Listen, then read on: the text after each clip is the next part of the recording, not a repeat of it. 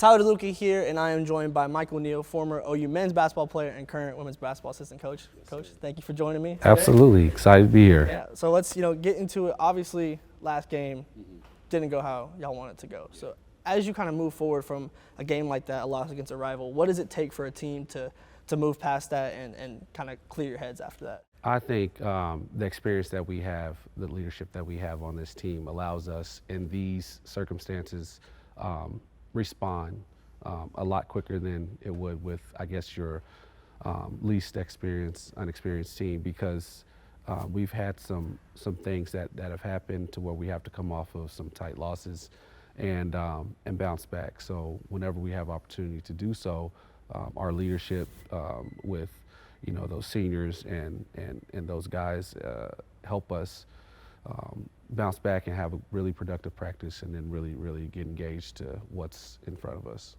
So obviously a game like that, you guys in Texas couldn't probably be on farther spectrums of stylistic play when it comes to basketball defense and offensive styles. So both games this season were played in the Texas style. They were both more defensive, slower pace. Going forward, whether it's Texas again in the Big 12 tournament or defensive teams in the NCAA tournament, what do you feel like has to be done to make sure that these games are being played in Oklahoma style of play? That's simply it. Like we know who we are. We know what pace we like to play at and what we're comfortable playing at, and it's us asserting ourselves to make sure that we can do that. Now, certain things have got to happen during those times, and preparation's a big part of it. But just the reps and getting out here on the court and feeling good about who we are, I think that helps. Our girls are really tight and really close. So we don't worry about that as much. We just want to make sure that we're in the right space to perform and do those things. And here, about to be in March, we have a really good idea. Those players have a really good idea of what we want to do. It's just simply going out and just having fun and executing that, because I think that's when we're at our best. So it wasn't all losses on the day. Largest crowd since 2013. Yeah. Jenny mentioned kind of earlier in the week, we're going to find out what Oklahoma thinks of women's basketball. And obviously, you have a background here coaching at Norman High with Oklahoma women's basketball. For you, seeing that crowd, what do you kind of take from that and how the game is growing? Yeah, I mean, it's building, and that's really exciting. I think the cool thing about it is that our players get to experience that too. And whenever you have that energy, that can make all the difference in the world, especially whenever those games get down to the wire.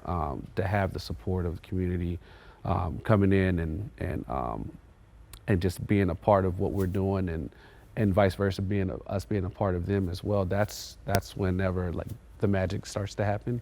It was great to see. It's great to play in front of, and we didn't get the results we wanted, but man, we got to have them back, because it makes all the difference in the world. Yeah. So now looking ahead, obviously Wednesday's a huge night, senior night.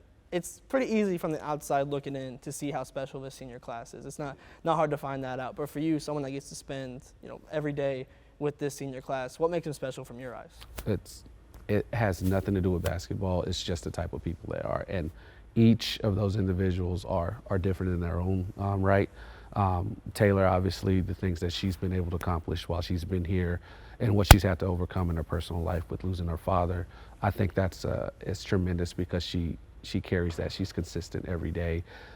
Maddie's energy and how vibrant she is will definitely be missed, but I mean, she's gone from different spectrums of what's required of her and what's expected of her in practice, and what she brings is invaluable in regards to scoring and being as versatile as she is. And Anna, I mean, I don't think there was a year that she hasn't been injured, and she's still going. Missing those three whenever they leave is going to be a hard thing to replace, but at the same time, right now in this moment, I think it's a cool thing. So it's going to be hard. I mean, as someone that grew up in Norman, followed the women's basketball team literally my entire life, it's hard pressed to find a senior class as decorated as this one that means more to this program, as a whole, as a class. Yeah. What do you feel like their legacy is here at OU? I think it's crazy, because I think everybody experienced COVID different, but we all experienced it. So what that looked like moving forward would obviously be different for everyone. And I think from that moment on with them, it was about, let's just have fun, let's just go all out, let's see what can really happen if we just pour ourselves and throw ourselves all the way into this thing. And we got a great group of individuals that kind of follow their lead, and I think they've left everything out there on the floor, one for this for themselves, but most importantly for this university. So looking ahead to the game on Wednesday, obviously you guys got the win in Manhattan earlier in the season, but kind of in need of a bounce back win, kind of clear the mind a little bit. What's it going to take on the court to get that win and kind of get past the senior night emotions? Being who we are, that's one thing. I think that's when we can live in that space right there. I think we're very, very hard to beat. Our pace is obviously what we got to get out and run and create easy opportunities, and that's not just from the three-point line. That's paint points. That's second chance points with offensive rebounds. That's the energy from the bench. That's doing it again, going to go get a stop. And I think that's when everything starts to balloon, and that's where we're really, really dangerous, because it's hard to play against. It's hard to practice and rep and scout against. So whenever we are who we are, it's a tremendous thing to watch. Yeah. So flipping the script a little bit, I mentioned earlier that former men's basketball player here. You're so kind of on the other side of things, the men's basketball program right now. What do you kind of think of? Obviously, kind of building towards the future with this season. What are you kind of thinking of what Porter is doing with this program so far? Well, whenever I played for Coach Sampson, it was all defense. So whenever I go out there and I watch those guys defend, I'm just like, man, that's awesome. So, and this year they've been really, really close in a lot of games. So I sometimes think we forget how hard it is to win, and what Porter's doing is building for everything to come in the future, and it starts right now. So he's holding them accountable, and they're competing, and they're in just about every game. So like some of those things, I mean, it could have gone either way. The season could look way different for them if, they capitalize on a few more opportunities in some of those games. But I'd be tremendously excited because, one, they're going to defend, and they're going to always figure out ways to score. So if you're not behind them now, don't jump on the bandwagon later whenever they start doing well. That's what I say. But I think he's doing a tremendous job. I think regardless of the situation, whenever it comes to wins, losses, I mean, they're getting better, and it's going to be exciting to watch them moving forward. Has there been any players on that team that have kind of stuck out to you that you're either looking forward, either excited to see where they go from here professionally or later on with their years at OU? I mean, the Groves brothers, who they are, just tough-minded, tough kids, and then the young players as well as Los and Sherfield scoring the ball and all the pieces around them. I think the one thing about them is like everyone needs each other. No one can do it alone. They're not on an island over there. So each person makes the other one a little bit better. And whenever they're all clicking and then they're defending like they are, I don't care who they're playing. They can beat anybody. They've proven that with Alabama. They let one get away at Kansas, and you know how hard it is to win there. Like, they've been in a lot of these games. Just got to win against Iowa State too. Like, they're there, man. And once they turn that corner, man, it's look out, because they're going to be special. For you, obviously playing men's basketball, but then deciding to go and coach women's basketball, what was the moment where you kind of decided where this is the route that you want to take?